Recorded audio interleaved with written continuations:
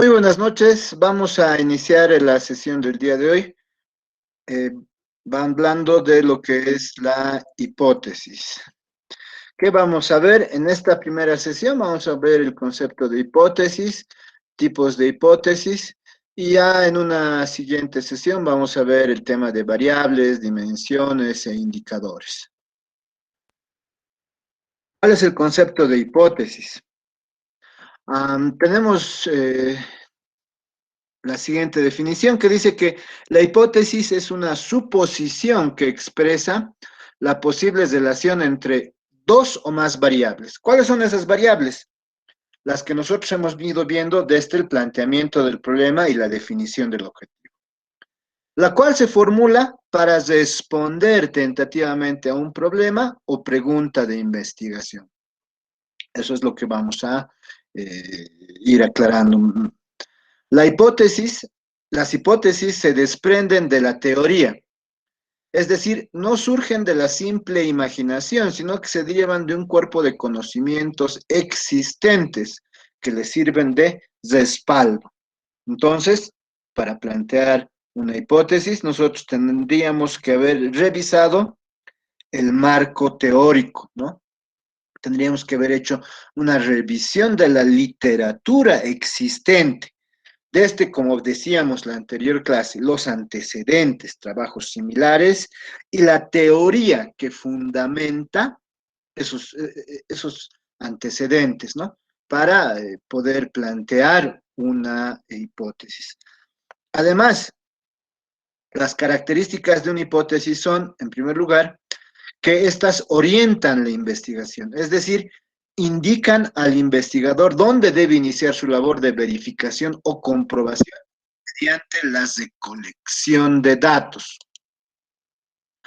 Lo que hacemos es, cuando planteamos una hipótesis, es guiar al investigador para probar o comprobar la hipótesis a partir de la recolección de datos. Dos, por la estrecha relación que deben tener las hipótesis con los objetivos de investigación, estas también precisan las variables que serán medidas. Eso es lo que decíamos, ¿no? Cuando planteábamos un problema, definíamos una variable. Cuando definíamos el objetivo, manteníamos esa variable y probablemente añadíamos una más. Y en las hipótesis que se van a plantear, se tiene que mantener, ¿no? Esa relación de variables que vienen desde el problema, el objetivo, la hipótesis. Se tienen que mantener las variables, ¿no? Por eso decimos, estas son las que se van a medir. Tres, las hipótesis, según el problema formulado, se utilizan para predecir o explicar un determinado hecho. Nosotros las usamos para definir de alguna manera lo sucedido de un hecho en particular que se está investigando. ¿Qué es lo más importante? Que sirven para probar teorías, es la 4. En la medida en que una hipótesis es sometida a prueba y verificada en varias oportunidades, más se fortalece la teoría de la cual se deriva. ¿Qué quiere decir? Que cuando nosotros planteamos una hipótesis, estamos planteando una teoría. Y estas teorías se van a probar en la medida en que nosotros probemos las hipótesis, ¿no? Entonces, esa es la intencionalidad. Sí. También decíamos, contribuyen a generar teorías. Puede ocurrir que una hipótesis no cuente con suficiente sustento teórico, sin embargo, a partir de la comprobación de la hipótesis se puede construir una teoría. Probamos una hipótesis y a partir de esa prueba de hipótesis, nosotros podemos probar alguna teoría, como ocurre también usualmente en la investigación.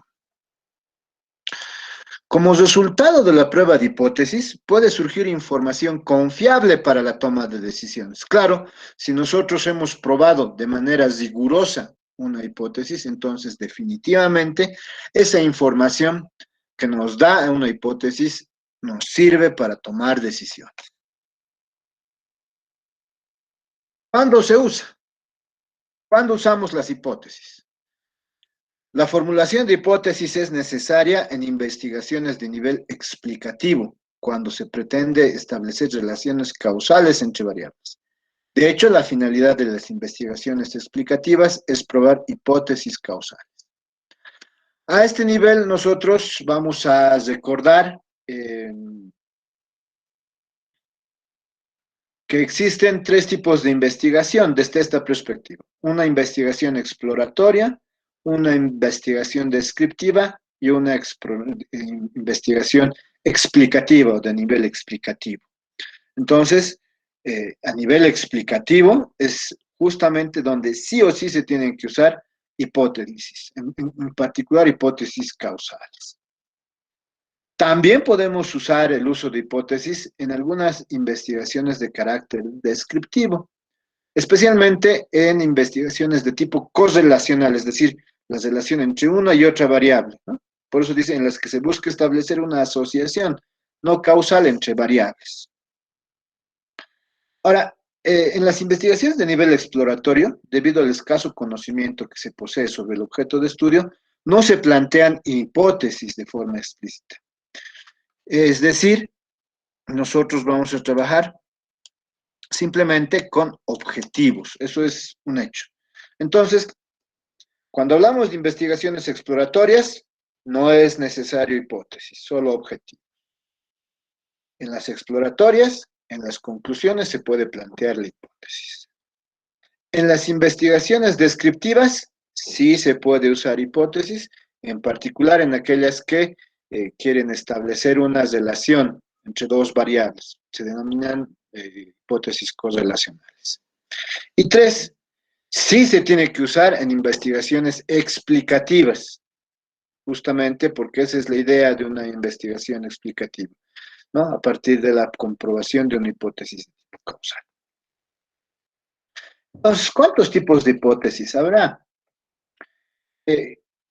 Nosotros podemos tener tres tipos de hipótesis: de investigación o de trabajo, una alternativa, si es que no podemos comprobar la hipótesis definida previamente, o si rechazamos esa, podemos seguir con la alternativa, y una hipótesis nula. La hipótesis nula no es nada más que la negación de la hipótesis de investigación o de la hipótesis de trabajo.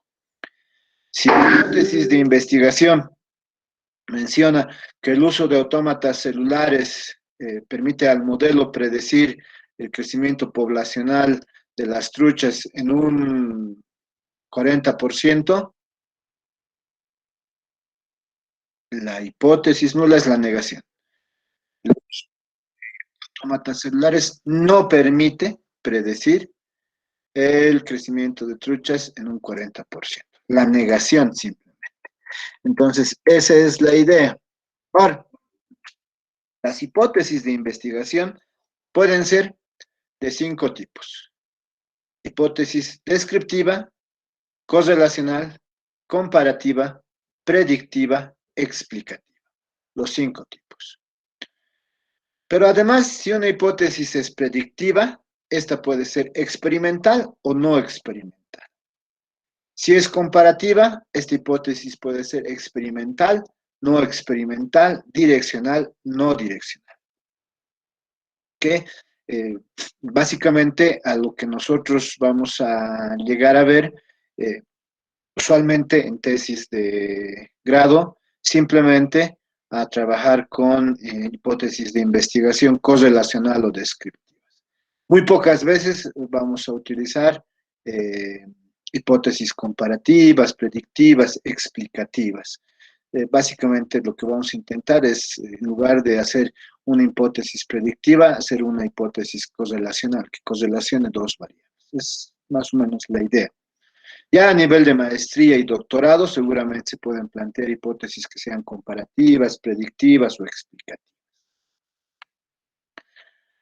¿Qué es la hipótesis de investigación?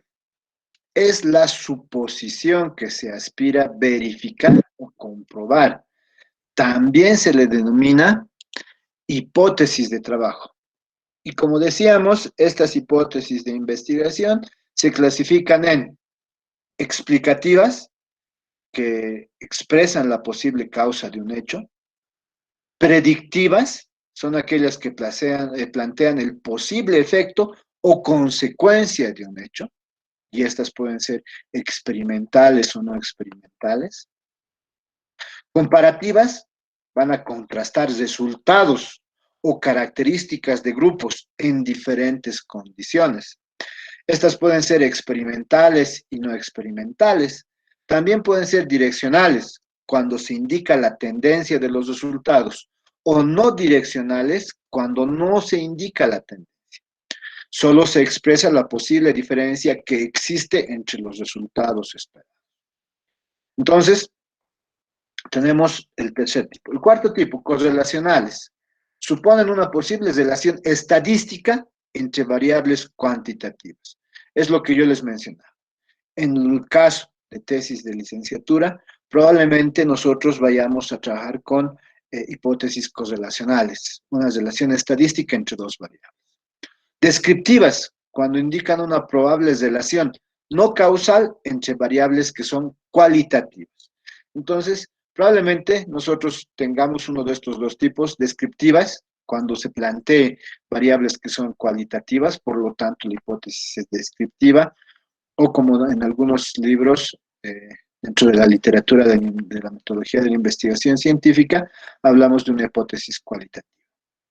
Y correlacional, cuando vayamos a trabajar en una relación estadística entre las variables que son cuantitativas, que se pueden medir. Ahora, ¿qué es la hipótesis alternativa? Son aquellas que plantean opciones distintas a la hipótesis de trabajo de investigación.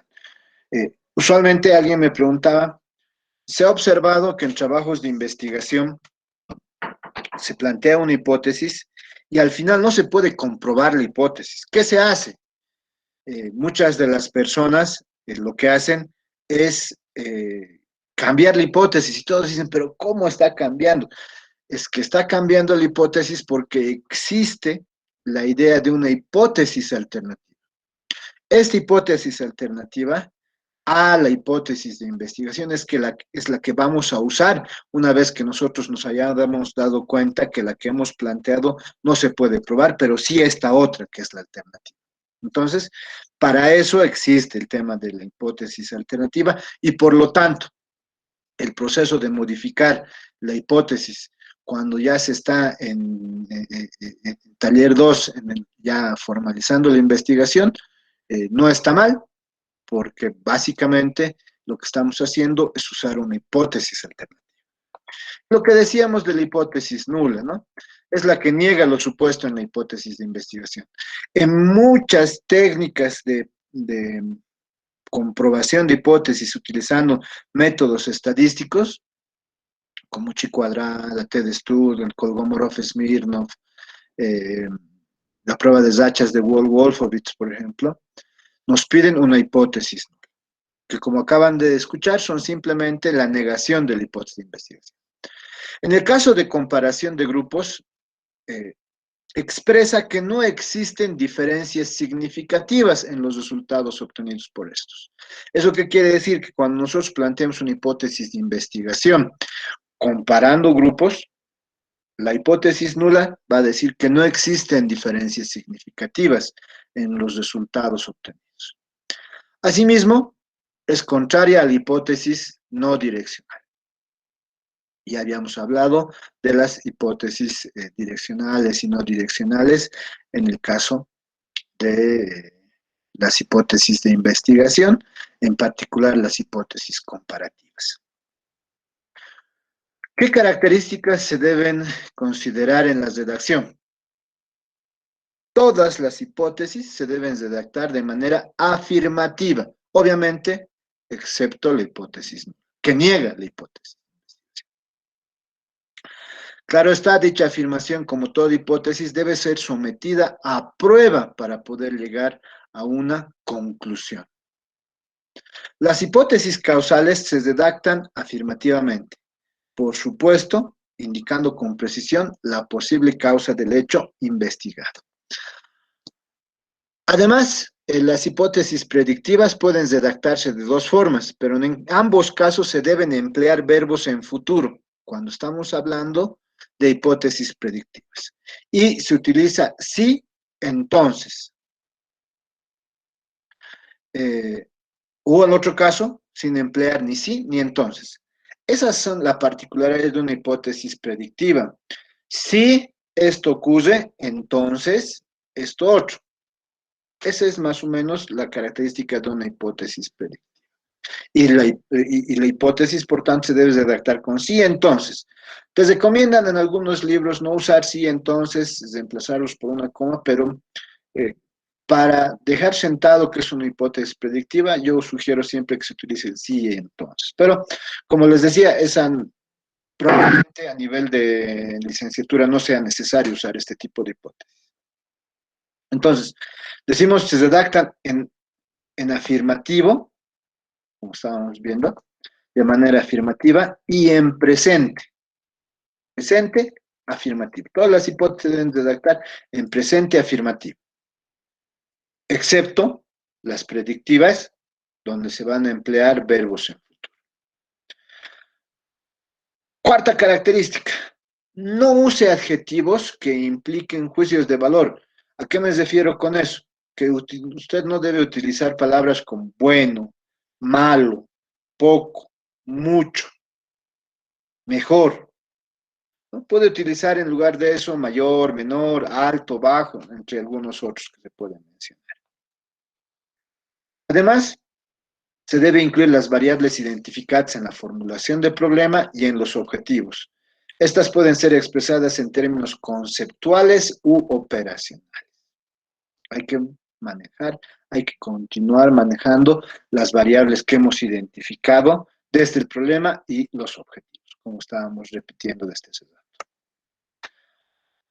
Vamos a ver ahora un poquito, vamos a dejar el ejemplo para la siguiente sesión, las variables, dimensiones e indicadores. Es una variable. Es una característica o cualidad, magnitud o cantidad que puede sufrir cambios. Nosotros sabemos eso muy bien porque nosotros manejamos variables desde el primer semestre. Y probablemente es un objeto de análisis, medición, manipulación o control en una investigación. En este caso, nosotros estábamos trabajando con variables desde el planteamiento. ¿Cuántas variables pueden haber?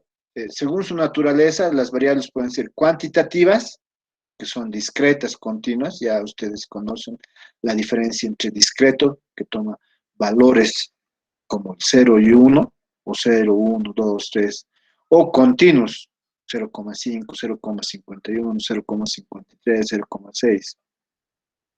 También las variables pueden ser cualitativas, que pueden ser dicotómicas, cuando se pueden descomponer en dos, o policotómicas, cuando se pueden descomponer en más de dos. ¿Cuándo son cuantitativas? Son aquellas que se expresan en valores o datos numéricos, ¿de acuerdo? Asimismo, las variables cuantitativas se van a clasificar en discretas y continuas. Discretas son los que sumen valores o cifras enteras, como decíamos, 0, 1, 2, 3.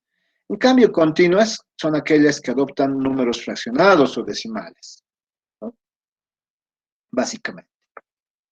¿Cuándo son cualitativas? También se llaman estas variables categóricas. Son características o atributos que se expresan de forma verbal, no numérica, mediante palabras. Estas pueden ser dicotómicas, que se presentan en solo dos clases, o policotómicas, que se manifiestan en más de dos categorías, como habíamos ido mencionando. Según el grado de complejidad, tanto las variables cuantitativas como las cualitativas pueden ser simples o complejas. Simples son las que manifiestan directamente a través de un indicador o unidad de medida. No se descomponen en dimensiones. O complejas, cuando se descomponen en dos o más dimensiones, dos como mínimo. Por otra parte, según su función en una relación causal, las variables se clasifican en independientes, dependientes e intervinientes. Las independientes son las causas que generan los cambios en la variable dependiente. En los diseños experimentales, la variable independiente es el tratamiento que se aplica y manipula en el grupo experimental. Dependientes son aquellas que se modifican por acción de la variable independiente, constituyen los efectos o consecuencias que se miden y que dan origen a los resultados de la investigación. Y, como les decía por último, las intervinientes son las que se interponen entre la variable independiente y la dependiente, pudiendo influir en la modificación de la variable dependiente. Es como cuando hablamos de la ecuación de una recta y la constante lo que hace es mover la pendiente de la recta, ¿no? Básicamente. Ahora, también decimos, son intervinientes en un diseño experimental puro, por ejemplo, las variables intervinientes se deben controlar con el fin de comprobar que el efecto es debido a esa variable independiente y no a otros factores. Pero eso solamente en diseños experimentales puros. Por último, podemos tener variables extrañas o ajenas, que son factores que escapan del control del investigador y que quizás tengan alguna influencia en los resultados. Usualmente no se usan porque es muy difícil identificar variables que escapen del control del investigador, pero que sepamos que influencian los resultados. Eso es muy difícil de identificar, por lo tanto, usualmente lo que se tiene en una hipótesis son variables dependientes, independientes, intervinientes. Ahora, ¿qué es una dimensión? Cuando hablábamos de tipos de variables, decíamos, una clasificación puede ser que las variables sean simples o complejas. Decíamos cuando son complejas, cuando se pueden descomponer en dos o más dimensiones. Decíamos una dimensión entonces es un elemento integrante de una variable compleja, que resulta de su análisis o descomposición. Estamos hablando de que una variable si se descompone, entonces es una variable compleja y se descompone en dimensiones. No todas las variables se pueden descomponer en más de un elemento. Este es el caso de las variables simples, las que habíamos mencionado anteriormente. No obstante, las variables complejas, por su naturaleza, no pueden ser estudiadas como un todo, sino que se deben descomponer en sus partes constitutivas o dimensiones. Es importante aclarar, sin embargo, que en función de los objetivos de investigación, en algunos casos una dimensión puede ser considerada como una variable autónoma. Entonces, cuando nosotros planteemos una hipótesis, la vamos a escribir en afirmativo y presente, y luego vamos a hacer la operacionalización. La operacionalización de variables no es una palabra que se encuentra en el diccionario, pero que se utiliza para indicar que vamos a descomponer esa hipótesis en variables, independiente, dependiente, interviniente. Y a estas variables le vamos a asociar, porque en la mayoría de los casos estas variables son variables complejas, es decir, que tienen más de dos dimensiones, les vamos a asociar dimensiones. Ahora, a estas dimensiones se les tiene que medir de alguna manera. Para eso utilizamos un indicador, que es un indicio, señal o unidad de medida, que permite estudiar o cuantificar una variable o sus dimensiones. Esa es básicamente la idea. Por otra parte, una vez que han sido establecidas las dimensiones de la variable, todavía faltan los elementos, indicios, evidencias que muestren cómo se va a comportar dicha variable o dimensión. Estos elementos, como decíamos, son los indicadores que nos van a permitir realizar una medida. Aquí viene lo que les decía, la operacionalización de variables. Aun cuando la palabra operacionalización no aparece en la lengua hispana, este tecnicismo se emplea en investigación científica para designar el proceso mediante el cual se transforma la variable de conceptos que son abstractos a términos concretos que pueden ser observables y además podemos medir. Eso, es decir, transformar la variable a dimensiones e indicadores. Entonces, la operacionalización de una variable, por lo general, se va a representar en un cuadro donde nosotros identificamos variable dependiente, dimensiones, indicadores, variable independiente, dimensiones, indicadores, variable interviniente, dimensiones, indicadores. De esa manera. Para hacer esta operacionalización de variables, vamos a seguir 3 etapas que son básicas. La primera, la definición nominal, conceptual o constitutiva de la variable. ¿Qué quiere decir? Establecer lo que significa la variable con base a la teoría y mediante el uso de otros términos.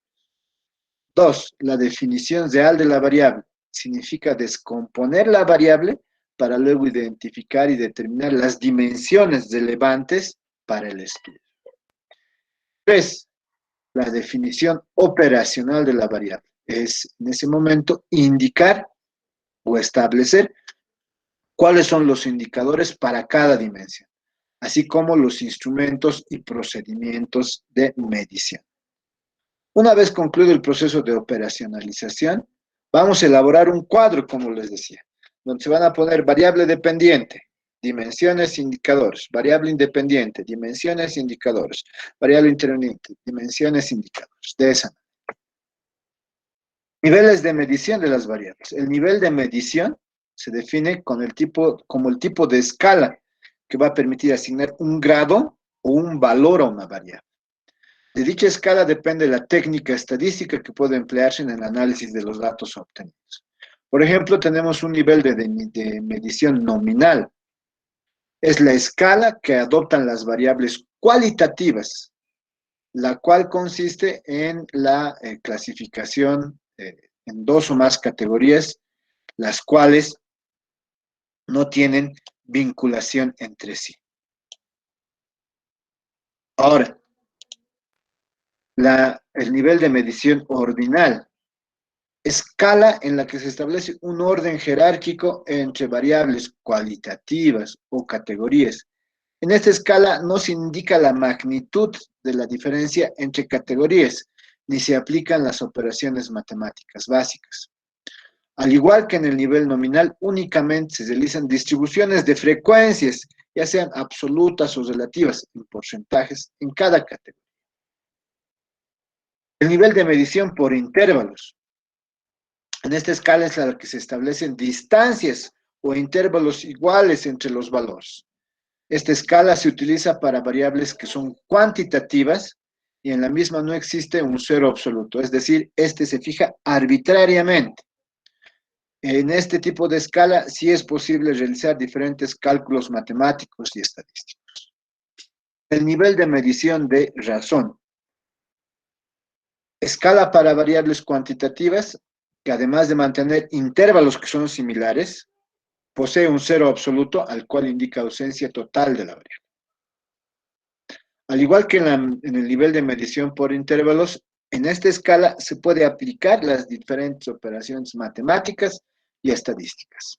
Entonces, decimos, nosotros tenemos para variables cualitativas 2 niveles de medición, el nominal y el ordinal. Y para variables cuantitativas también tenemos 2 niveles, por intervalos y de razón. ¿Alguna pregunta hasta aquí? Preguntas. Licenciado, buenas noches. Buenas noches.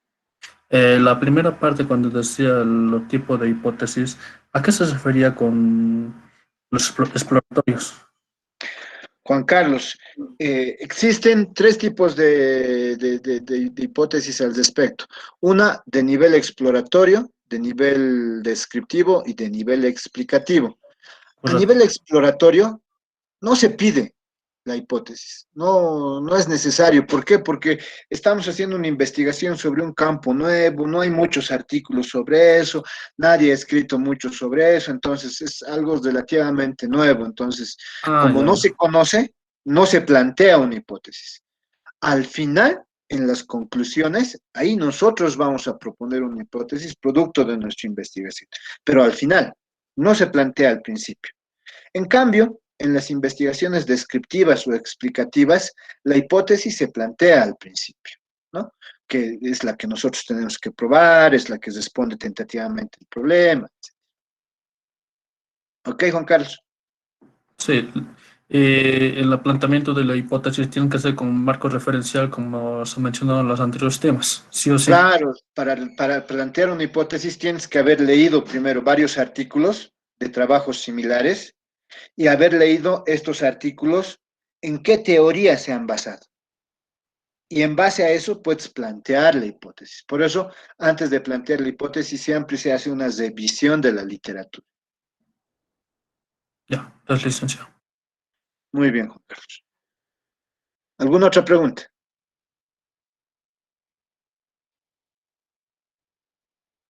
Muy bien, si no hay más preguntas, vamos a detener la grabación.